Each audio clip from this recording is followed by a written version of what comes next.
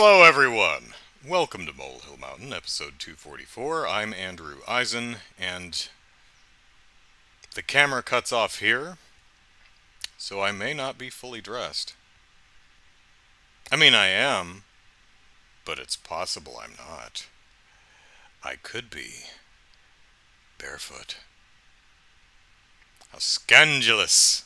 Alright, so picking up from where we left off last week, on my months and months and months long endeavors to obtain proper or at least decent exercise equipment from my home.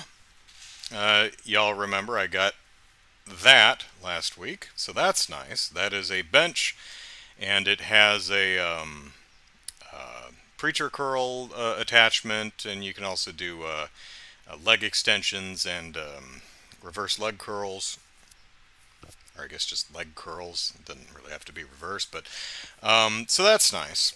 I have a Olympic weight bar and some weights, so that's nice. What I don't have, even though I bought it, is a weight rack, which is the thing you put the weight bar on, so you can get under it and pick it up and do your squats, or crawl under it and pick it up and do your chest presses, flat or inclined or declined, whatever.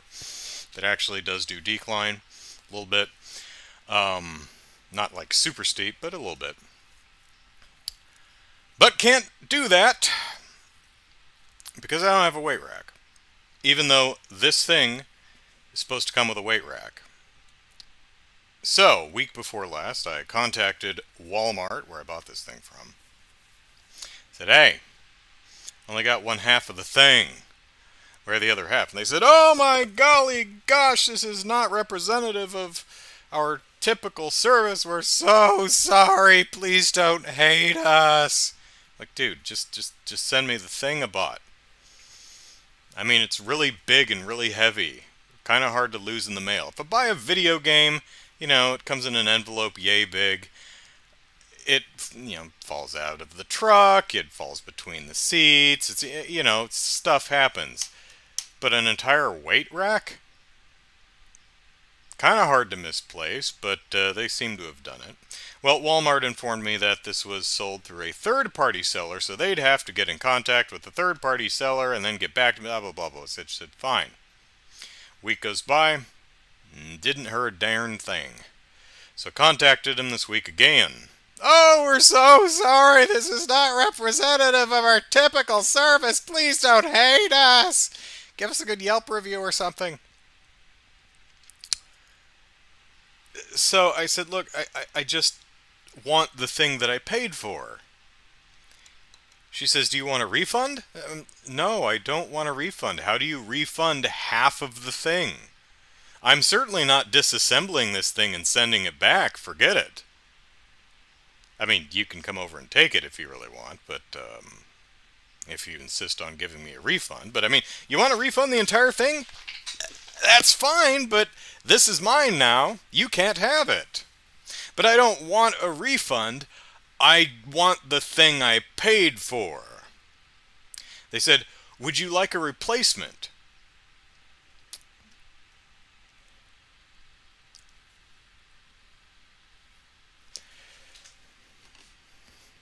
Now, the customer service rep who works at Walmart is just doing her job.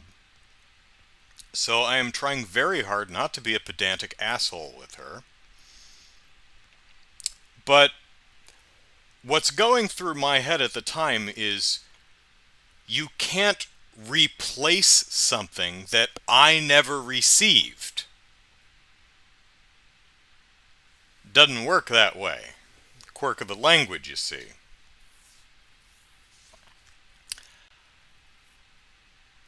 But I think what she meant is, shall we chalk it up to getting lost in the mail and send you a new one? So I'm like, well, I don't want another bench.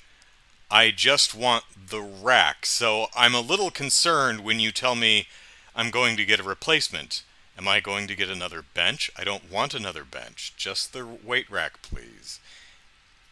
So, after some back and forth and me trying to be polite, a refund would be a partial refund, although I don't know how they split the difference between the bench and the weight rack, because it's sold as one piece. It just apparently comes in two boxes.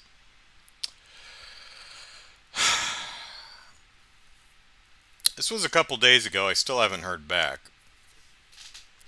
Until today! Actually, yesterday. And apparently this comes from the third-party seller who says, "Thank you so much for your order. I'm really sorry. This part is not available. And also lost in transit. We don't know when it will be in stock. If you want, I'll partially refund you, or if you no longer want these items, you may refuse delivery or return them when they arrive."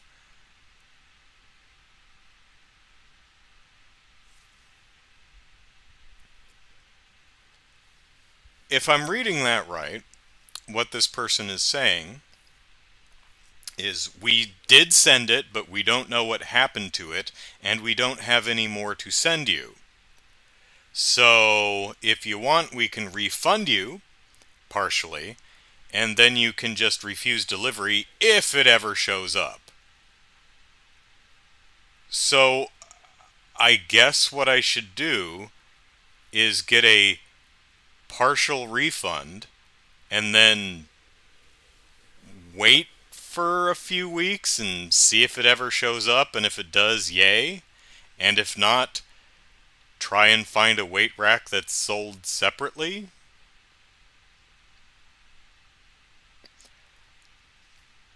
I just want a weight rack. Specifically the one I already paid for. So I can get my gains. Oh well. I guess my gains will have... Oh golly, I should shave. I guess my gains will have to wait. Oh, along those lines, I'm getting old. As we all are. But in addition to getting old, I might be there already. So, I've been a gym person. Go to the gym to work out because they have all the cool stuff there.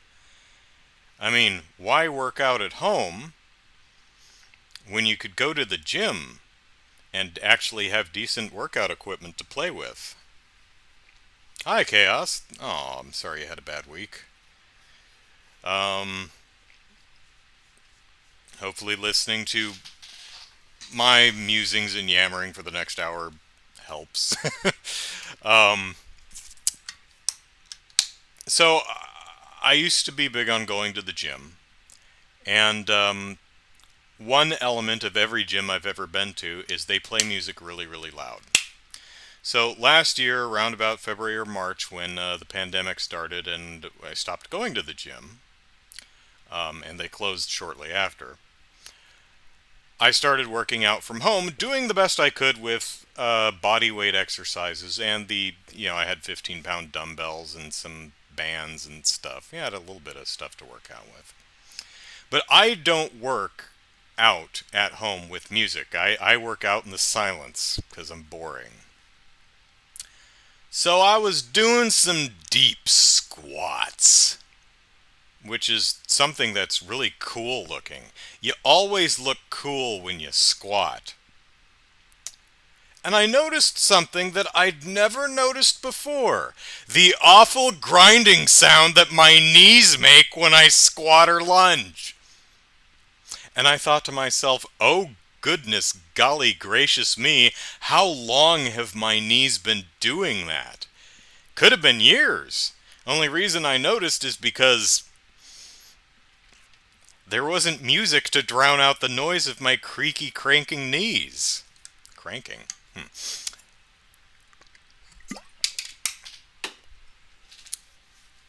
But it's not like I could go see an orthopedist at the time because, pandemic. So I figured, Cass says my knees make that sound when I put my shoes on.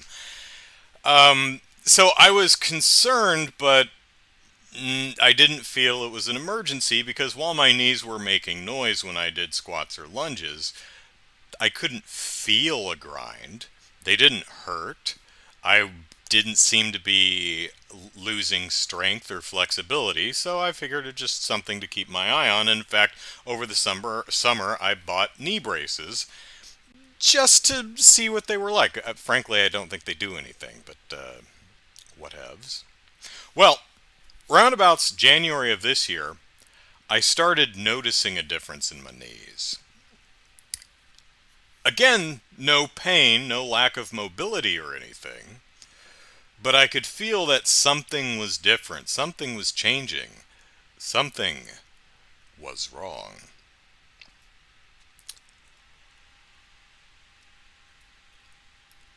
I'm right-handed, and when I throw a ball, it's smooth and fluid and natural. When I throw it with my right arm, I look where I'm throwing it, and I wind up, and I whoo, even with a little flourish.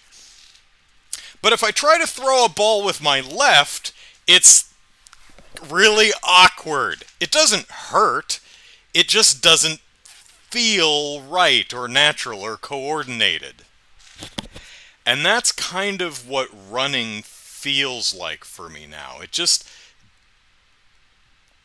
Before, it felt like I was running right-handed. Now it feels like I'm running left-handed, if that makes any sense. It just feels awkward, like I have to really think about exactly how my legs are moving and how my knees bend as I run along. Granted, running on sidewalk, paved sidewalk, probably not the best for my knees either.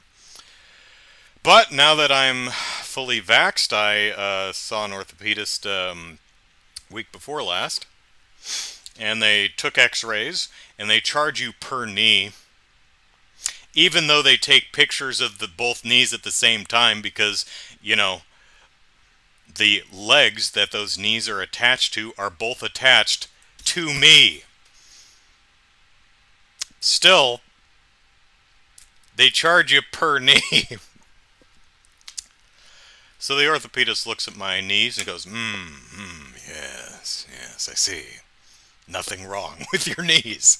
So, structurally, so far as the bones go, they are there.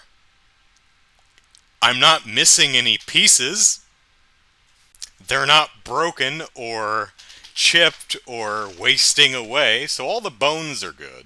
So I was referred next door to the physical therapist who I saw earlier this week. And she looked at my knees and poked at my knees with her finger and had me walk around and do lunges and stuff. And her diagnosis was my IT bands are very, very tight. Very tight. IT band is the muscle that runs along, is the side muscle in the... Let me back up. It's this one on the side, quadricep in the front, hamstring in the back, IT band. It's the one on the side. I don't know why I raised my voice, because I'm speaking into a microphone attached to my head, so sorry about that.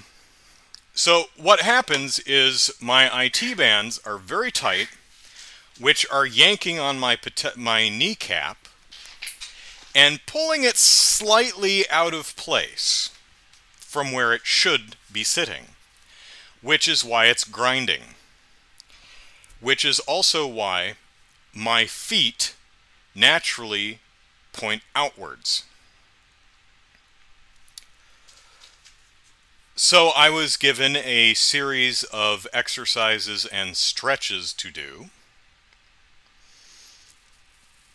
and they suck like a black hole. Really, compression sleeves? I've not tried compression sleeves for my legs, for my knees, so I actually see her again week after next, so I'll bring that up before I buy any, unless they're like $5 or something. I haven't looked into it, but appreciate it, Chaos. Thank you. Um, so it's basic stretches and lunges and stuff. It's fine. The problem I have with the circuit is if you do it right, it takes like an hour. It's like, do this and hold it for 10 seconds. Well, that doesn't sound very long until you realize that you have to do 10 repetitions. Oh, well, that's a minute and 40 seconds, adding some time between each lunge, and you're looking at least 2 minutes, 2.5 minutes, and then take a 30-second break or so. You're at the 3-minute mark, and you have to do 3 full sets. Well, we're looking at 9 or 10 minutes. And then you're supposed to do 2 rounds of that. Well, that's like 20 minutes. Closer to like 17 if you're not taking extended breaks.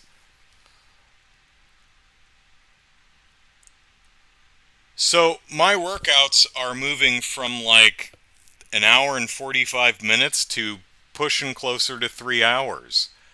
I didn't like that. I didn't like that at all. So I'm thinking that rather than complementing my existing workouts with the physical therapy, I'm probably going to have to replace parts of my workouts with my physical therapy, because I really do not want to spend 2 and 3/4 to 3 hours exercising every day. I've got video games to play. So, copper fit, Chaos? Okay. Um,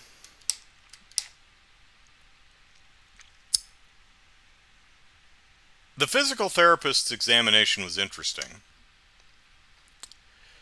It taught me a bit about myself. Nothing I didn't really already know, but I was amused to discover that I had extraordinary mental difficulty with one particular thing she asked me to do. Now, a lot of the things she did was like, okay, lift up your leg, and like 45-degree, I'm laying flat on a table. She says, okay, lift your leg up at a 45-degree angle, and I'm going to push down on your leg, and you try to keep your leg up, right? Basically just to make sure that you have, muscle control and strength. You should be able to keep your leg up like that with someone pressing down on it. Because if you put your leg up and someone presses it and you do that, we know there's a problem. So I put my leg up, and she's like, leg stays up, no problem there, okay.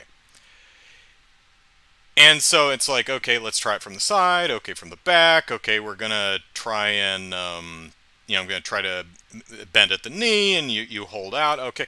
All that was good until she asked me to raise my leg, and she put her arms under my leg and asked me to let go, to relax, to let her hold my leg as dead weight. That sounds super simple, but for me it was incredibly difficult. Because I am an incredibly shy person, and you can't tell me to relax anything when you're touching me. It's not natural to me. So she's got my leg and she's like, relax. I'm like, I can't. uh, it took a lot of concentration and effort, way more concentration and effort than it really should, to just relax the muscles of my leg and let her hold my leg as dead weight. So I've got physical therapy to do. Fun stuff. Oh, and when I went to the PT appointment, I thought ahead enough to wear shorts under my pants because I figured she'd probably want to look at my knees. Now, I don't like walking around in shorts, so I don't. So I put on shorts and I put pants on over it and then changed out of my pants, or just took the pants off in another room, so I was in shorts, which is silly, but that's just the way I'm going to do it. But I did not think to not wear my boots. She wanted to see what kind of shoes I use, my running shoes, so I need to remember to bring my shoes next time. Alright, so that's that.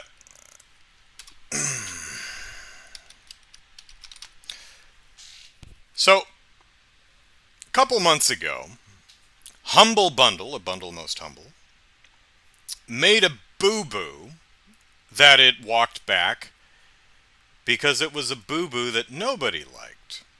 Humble Bundle has been around for a decade, and since it started, it has offered charity bundles of video games and sometimes other things.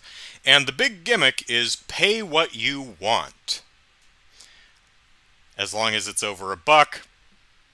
And depending on what's in the bundle, sometimes it's like, as long as it's at least 12, you can pay what you want. But the other gimmick was, you get to decide how your what you're paying for the bundle is divvied up between Humble itself, the developers of whatever you're buying, and a charity, or a couple of charities.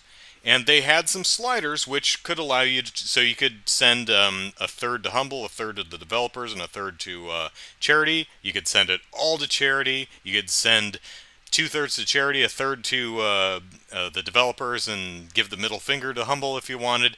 You had complete control to decide exactly how you wanted the amount you were spending on the bundle to be divided between Humble, charity, and the developers. Earlier this year, Humble said, well, Humble didn't say anything. They just started rolling out a change which capped the amount you could give, the amount of your purchase that you could give to charity, to 15%. Big mistake. That, really the big mistake was not telling anyone they were doing that. And so a while later, they rolled that one back and said, we're sorry. We did a bad. We'll definitely be more forthcoming in the future. Welcome to the future! And Humble, indeed, it has been more forthcoming this time. It says, over the last few months, we've been working on improving our bundle pages and how people purchase games, books, and software via Humble Bundles. During testing earlier this year, we heard your feedback that choosing where your money goes through sliders is an important part of why you choose Humble. The community also shared some great ideas on how to evolve sliders that we've taken into consideration throughout the process. Now we get to the good stuff. In mid-July, we'll be rolling out a new iteration of sliders that creates even more opportunities to support important causes. Let me read that again in a less annoying voice, but I am reading it again because it's important. I want you to remember it. We are rolling out a new iteration of sliders that creates even more opportunities to support important causes. That's important. Remember that. Humble goes on. While splits on each bundle will vary, on average, there will be a minimum amount for Humble Bundle between 15 to 30%. Sliders will clearly indicate any minimums to customers, and the flexibility to adjust donations will be available in every purchase of a bundle. This change comes after 10 years of having the option to lower Humble's percentage to 0. They go on. Why the change after 10 years? Well, the PC storefront landscape has changed significantly since we first launched bundles in 2010, and basically what they're saying is we have to, or we will go out of business. We have to make sure that we get at least a percentage of every sale, or we can't keep doing what we're doing. Okay. Now, as I said when I first brought up this story, or the last couple of times I brought up this story, is it's perfectly understandable that Humble may need to prevent people from giving all of the money to charity or all of the money to developers or basically none of the money to Humble. But capping charity at 15% without telling anyone is definitely not the way to do it. So now they're saying you have to give at least 15 to 30%, depending on the bundle, to us. The rest of it you can divvy up however you want. You can give more to us if you want, but you have to give at least 15 to 30 depending on the bundle. And this is because if you don't, we can't do all the awesome things that we want. Now, is that true? I don't know. But Humble, when it started, essentially was just curating bundles of indie games that were donated by indie developers to include in the bundles. Humble's a lot bigger now, and they actually sell indie and AAA games. They publish their own games. So they do make money off of that. They also have a subscription thing, which I forget what it's called, but they have a they have a subscription thing. So they do have other sources of income besides the generosity of people who buy the bundles chipping into Humble. So I don't know if we actually business-wise do need 15 to 30% or will go under. I don't know if that's true or not. But this is what they should have done in the first place. I think this is certainly something that's a lot more palatable. It's like, you can divvy up the monies however you like, but depending on the bundle, about 15 to 30% has to come to us so that we can afford to run the website and host the games on our servers and all that good stuff. That perceives, I think, to most people as reasonable, and it's transparent and upfront. So, good. The issue I take with this specific blog post is we'll be rolling out a new iteration of sliders that creates even more opportunities to support important causes. No, it doesn't. It limits them. I can get behind you saying we need to take a flat cut from these bundles just to keep in business. I get that. You're fine there. But don't lie to us with the, by limiting what you can do with your money, we're creating more opportunities. No, you're not. I mean, unless you're very broadly referring to if we limit you and make sure that we are always taking a cut of the money, we don't go under as a business, and we keep offering new bundles, and those are the new opportunities to support important causes that you're referring to. That's a little 6 degrees of Kevin Bacon, guys. Come on now. But, yeah, Humble, this is really... If you really did need to make sure you're taking some percentage of every bundle purchase, this was the way to do it in the first place. Kind of surprised you didn't know that, because this is really obvious and a trap that it's not even a trap, it's a well-marked obstacle that companies somehow keep going out of their way to trip over, and it's embarrassing. So stop it. But, hey, I hope we've learned something. Alright, what is next? Okay, so, let's talk about Nintendo. Let's dip back into my game politics days. So there is there are many, but there is a ROM sharing site that Nintendo's been suing for a couple of years.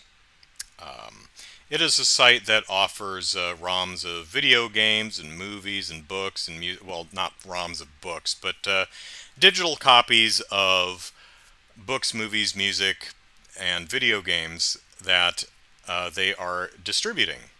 and in some cases selling in a way. I'm not sure because I didn't look at the site, but nevertheless, it's a ROM site, and Nintendo's suing the hell out of them. It's been going on for a couple of years. Well, a month or so ago, Nintendo won, and the courts awarded Nintendo $2.1 million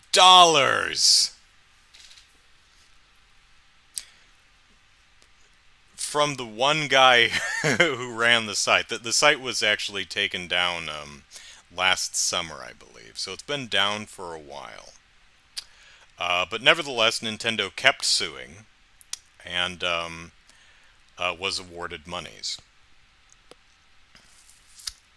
Oh, but we're not done yet, because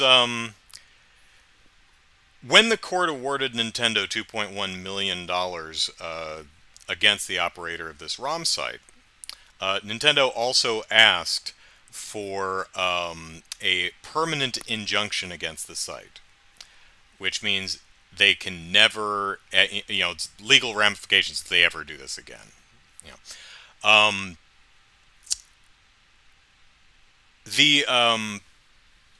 The court denied this because the site was already offline. So the court was like, well, the site's offline, so it's not hurting you anymore, so we're not going to give you a permanent injunction against them.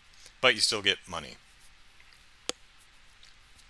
Nintendo has come back and said, yeah, court, we think you should relook at that because we have a reasonable suspicion that this ROM site is going to be back, because our lawyers spoke with this guy who is representing himself, by the way, and I'll get into that in a second. And he told us that while he wouldn't rule out the idea of relaunching the site, he said if he did, he's definitely not going to include any Nintendo stuffs. That seems like a pretty poor admission on his part if that's exactly what happened. But the other thing is, there was an agreement reached where the owner of the site would pay this $2.1 million, $50 at a time, so $50 per month. It's going to take a while to pay that one off, but I think Nintendo was more about shutting the ROM site down than they were about any monetary reward. But one of the reasons Nintendo also suspects that this site might be relaunched and they really do need a permanent injunction against it is the fact that dude hasn't paid his $50, not once. They're not getting any money out of him. So, now, I mentioned that the ROM site dude is representing himself, and having read some of his legal filings, it's very clear that he is. Now, I'm not a lawyer, and I am no expert, but I did write for Game Politics for many, many years, so I have read a lot of legal filings, so I like to think that I at least have an eye for what is written by a lawyer and what clearly is not. And I took some joy in reading this guy's filings because they're not well written. He appears to be one of those people who we in tech support refer to as people who know just enough to be dangerous. If you've ever worked in tech support, you have people who are essentially computer illiterate. The computers scare them, and you have to. They're like, "Oh, I don't even want to touch this. Let me grab my daughter or something to come in here, and you talk to her and walk her through this." But then you have other people who are not on your level, because then they'd have your job, but are computer savvy enough to be dangerous. You know, the kind of people who will browse through File Explorer thinking they can find the problem themselves. Oh, what if I delete this file? No, don't do that. This guy strikes me as one of those. Someone who knows just enough to be dangerous. what I took from his filings is that he knows his filings are predominantly composed of citations.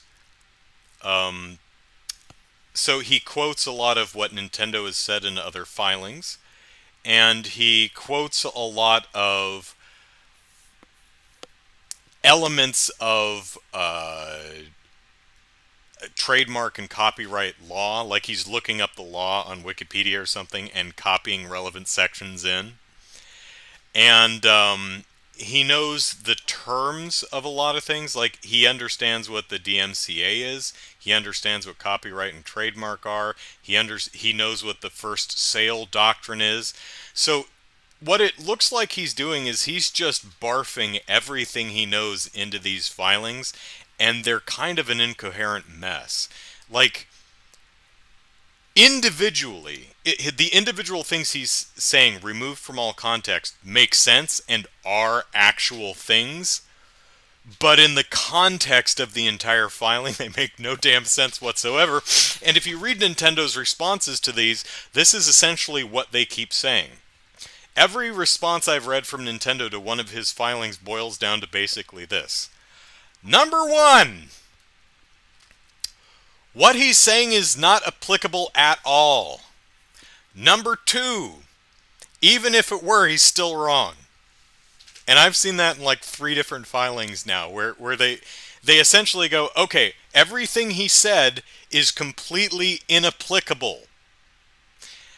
But even if it were not, even if it were actually germane, he's still wrong. So, kind of an amusing story. I mean, I still remember. I think the most fun I ever had reading the most enjoyable, intellectually stimulating legal filing I ever read was the filing that outlined the case against previous state senator of California, Leland Yee, who was convicted of racketeering charges. Also the author of the California anti-video game law from back in like 2005, 2006. Yeah, he was crooked and he went to jail. And back when I was writing for Game Politics, I actually did an article or two going through the actual case against him. And these can often be really... legal documents are often really confusing and really dry reads. This one was like watching it was like reading about a gangster movie or something. It was a pot boiler. It was really something. So this ROM site, legal documents, not as fun as that one was, but I did find it pretty amusing to read through this week. So, I mean, he's making really crap arguments like, doctrine of first sale. It's like, yeah, that doesn't apply to copies. Yes, you do have the right to destroy or sell or give away the thing you bought. But that doesn't extend to copying the thing you bought and selling or giving away that. It's not how that works at all. He's also confused copyright and trademark. He's also he like filed a motion to dismiss at the complete wrong time. It's like, this is not the proper, like, procedurally he has no idea what he's doing, so he keeps doing things at like the wrong times, like motion to dismiss. It's like, you can't do that now. This is not the time where you do that. And to be clear, I don't know when the time to do that is. I'm not saying I would have done any better, but I at least know that I can't or wouldn't. So there's some game politics throwback stuff for you. All right. Moving on, sticking with Nintendo though. last week, I believe, I talked about Skyward Sword and how Nintendo was locking a quality of life improvement behind a $25 plastic toy, the Zelda and Bird amiibo. Keep thinking Skyloft, but that's the name of the land. I'm trying to think.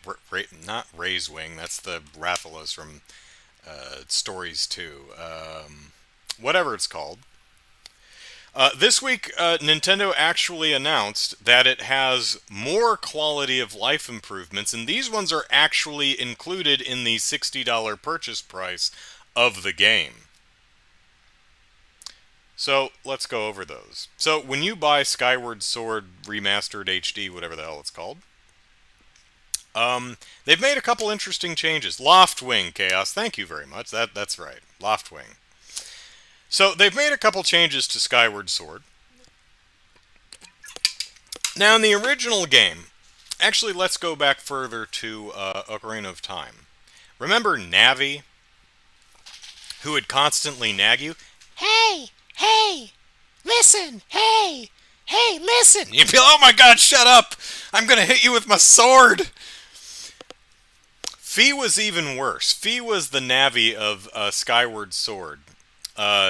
She constantly pestered you with unwanted information, advice, and hints. She would pop out and say, hey, did you know that bokoblins are red and blue and a couple other colors? Hit them before they hit you. Well, in Skyward Sword HD, Fee is optional. She's there if you need her. You can call on her if you want help or a hint or advice. Otherwise, apparently, she just sits in your sword and shuts the hell up. Ah, that's nice. Additionally, in addition to the motion controls, which nobody likes, except the people who do, they've added button controls, which Nintendo lied about and said could not possibly work. And then I and many others at the time said, yes, they would. Here's a proposed control scheme for them. Well, here we are a decade later, and by gum, works just fine with buttons. So, which is great for people who don't like motion controls, and also increases accessibility of a genuinely good game. I think Skyward Sword is pretty good. Especially with some of these quality of life improvements. Better frame rate, so yeah, you know, that's nice. Now you can actually fast forward the dialogue. Have you ever, I forget which game it is, but there's an owl who talks to you and exposits exposition at you, and has like a dozen boxes worth of dialogue, and he's like blah blah blah blah blah blah blah blah blah. Okay, blah blah blah blah blah. Okay, blah blah blah, and just goes on and on. You're like, oh my god, please stop talking. And you're slamming on. This is what this gesture means, slamming on the A button to try advance through all the dialogue that you don't care about, and then you stop paying attention, so you miss when he says, would you like me to repeat that, and it defaults to yes, and you hit the A button on yes, and you're like, no! Oh no! So in Skyward Sword, you can actually, instead of the text going like this across the box, you can just hit the A button and go because the game isn't voiced, so you're not listening to the characters talk, and if you read faster than the dialogue writes on the screen, it's really frustrating. So that's a nice change. And it's included in the $60 purchase price, so that's nice. One of my biggest pet peeves of the game was the game reminding me what stuff is that... So the first time you pick up a green rupee, the game says, you just picked up a green rupee. This is worth 1 rupee. And so it will do with every single item in the entire game. You pick up a blue rupee, it's going to tell you that's worth 5. A red one's worth 20, and so on and so forth. Probably have the colors wrong. Every item you pick up, the game will tell you what it is. That's helpful. but it's really annoying when have I explained to you what the item is resets every time you save and quit the game. So if you reload your save so if you play the game and then you save and quit, go to bed, go to school or whatever, and then you start the game the next day, every single item you pick up will tell you what it is again. So through the course of the 40, 50, 60-hour adventure, however long the game is, it will tell you what a rupee is 50 times, depending on how many play sessions you have. You will be so intimately familiar with every single item in that game because every time you start the game up, it's going to tell you what every single item is every single time, and it is super damn annoying. That's finally been fixed, so yay. Now you can skip cutscenes. I don't know why you'd want... Well, I mean, if you've played the game before and you're speedrunning or something, sure. But, the Skyward Sword link is one of my favorite links, if not my favorite links as an actual character, because this is the one where he's the most expressive and has the most actual personality. He still doesn't talk, but he actually emotes. He doesn't just stand there stoically. Like in Breath of the Wild, fine game, don't get me wrong, but the most you ever get out of Link is like is like a grunt and a nod if you're lucky. Not the only game that does that. I made that observation in Dragon Quest XI, which I played last year. A game I love, but oh my god.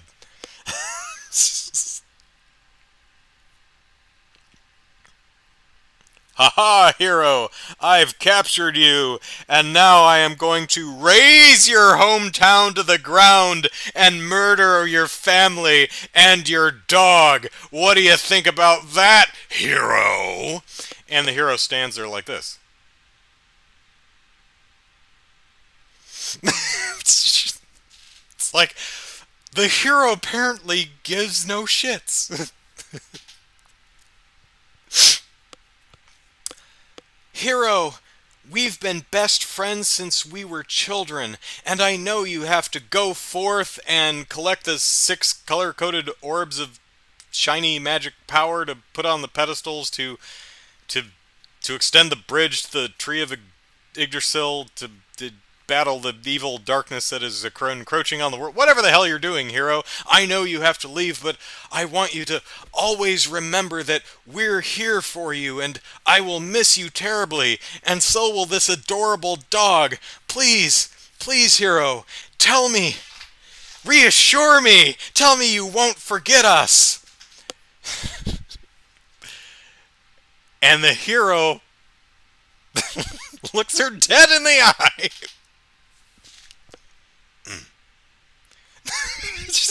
Jesus Christ. It's like, sorry, kid, I just don't think he's that into you. Just stares and nods. It's about all you're gonna get out of him.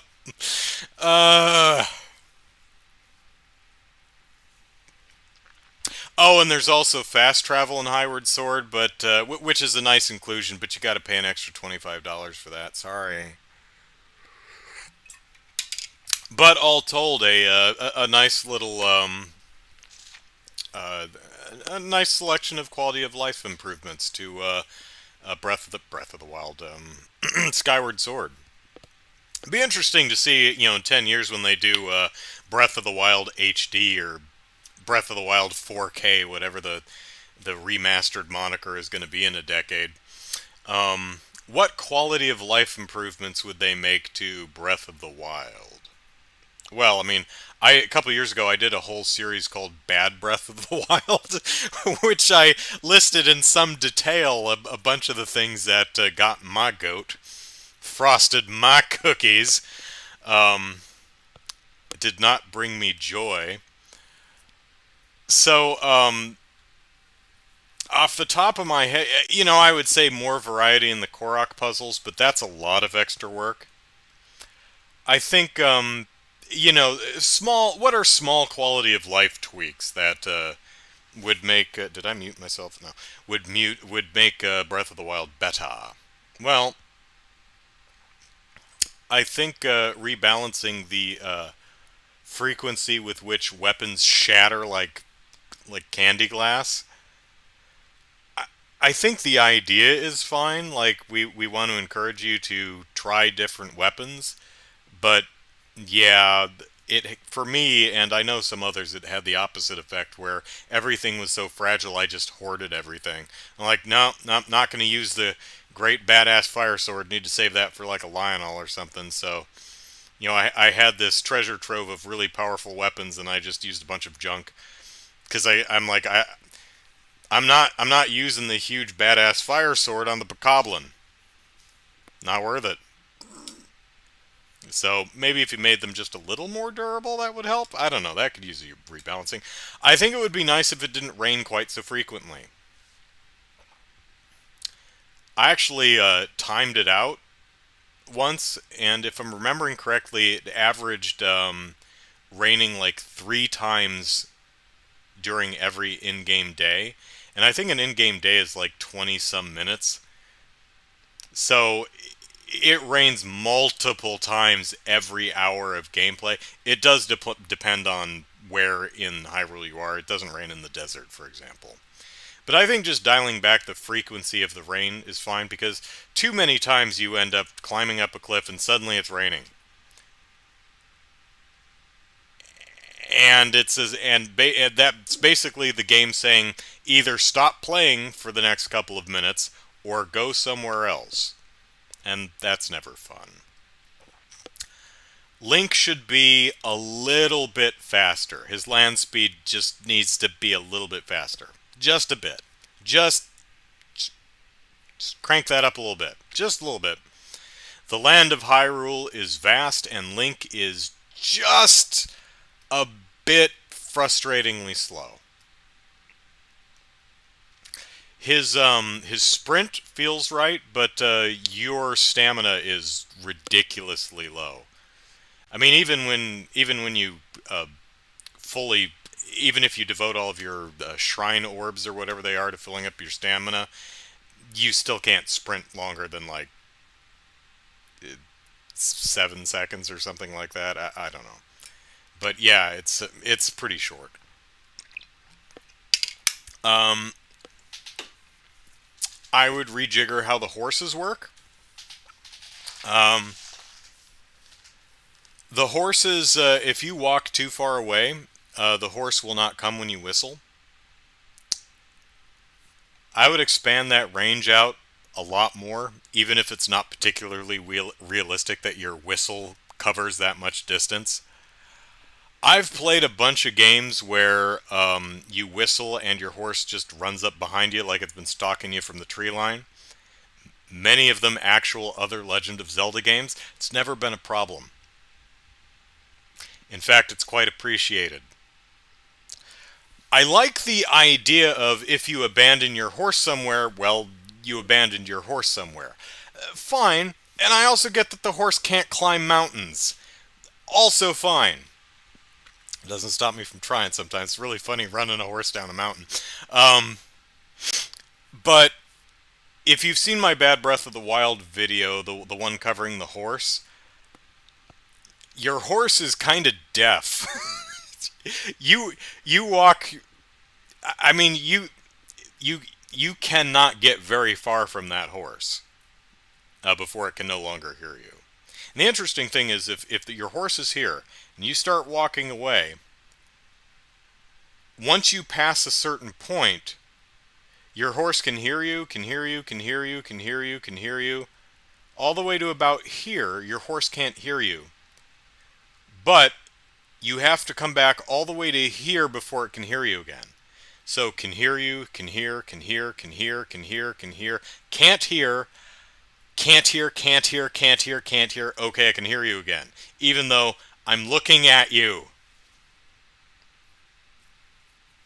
Horses should work like Dynasty Warriors, says Chaos. I don't know how horses work in Dynasty Warriors, so I've the only Muso games I've played are played the two Dragon Quest ones, played Hyrule Warriors. I've not played Age of Calamity. I'd like to, though. I hear it's got some performance issues, but it still looks fun. Uh, those are the only ones I played? Might be. Hmm. Well, let's see. Anything else that would be a nice quality of life improvement? Cass says you have total, referring to the Dynasty Warrior horses, you have total control, and when you call it, it just appears. Yeah, I don't mind there being some limitation. I just think it's too limited. Like, maybe, for example, it can hear you as long as you're in the same general region. But if you walk out of the region or so, like huge area, as long as you're in the same major area, it can get to you, it will. Also, I would change the whole you have to wait for your horse to get to you in real time. Again, that's more realistic, but I don't care. So what happens is I have my horse, I see something interesting, I get off my horse, I run over here, look, I find the Korok or whatever, I whistle, and my horse starts running towards me, and then I start running towards my horse to meet it in the middle so that we can go back the way I came from. Not ideal. Again, it's not game breaking or anything, but it annoyed me. So, let's see. Anything else in Breath of the Wild?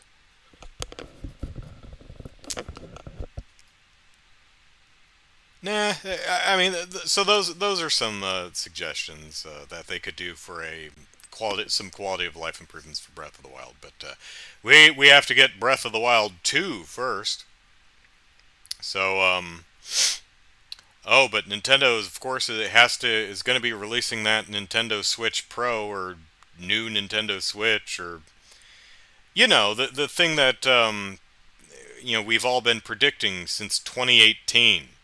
And I'm not saying we're not going to get one.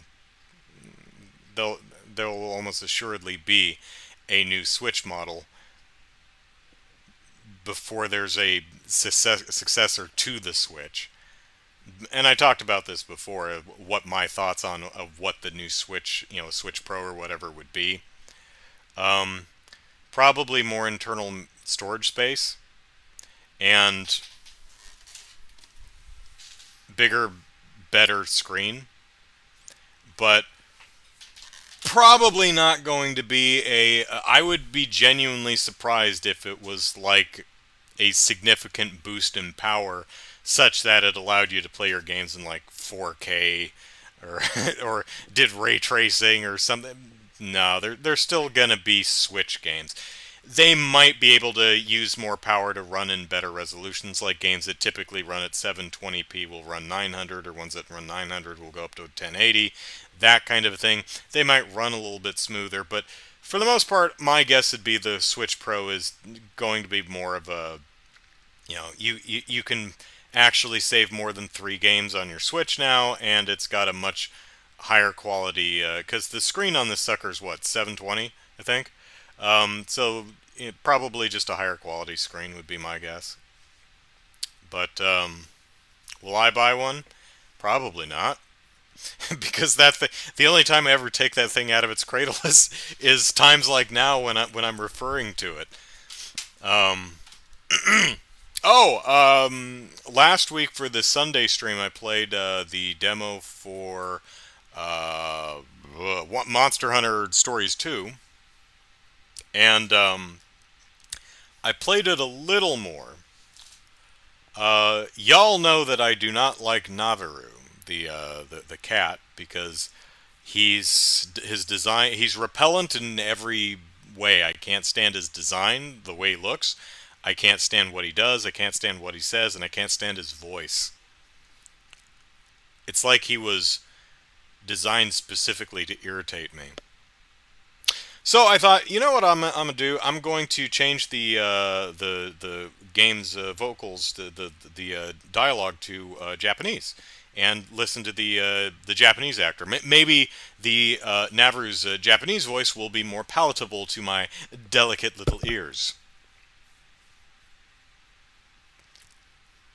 No. Oh no. Oh no. No. No. It is markedly worse. I mean, I was gobsmacked. My gob, it was smacked. Um, the English voice is annoying. It's kind of that Nasally, bit upper pitched voice. Hey, buddy, let's go do the thing, and it's overexcitable, and we're gonna la la la la. oh my god, I want to strangle you. So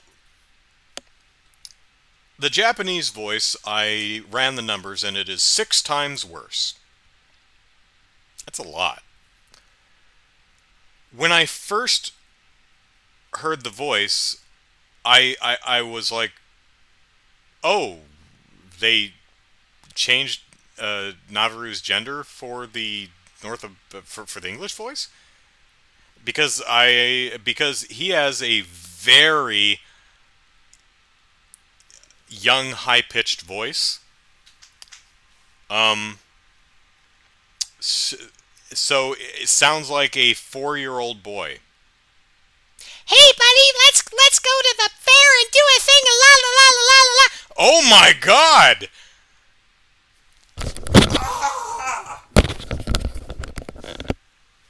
Capcom, why?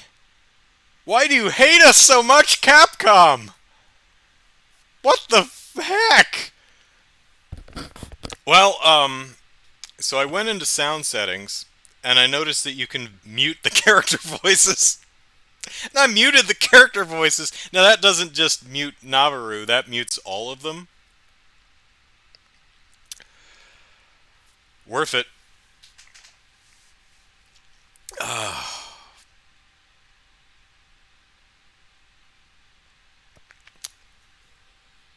In the early 2000s, well, I mean, I guess since when did Phantom Menace came out? That was 99, right? So in the years following, or rather the year following when Phantom Menace came out, I wanted nothing more. Well, I wanted many things more, but one of the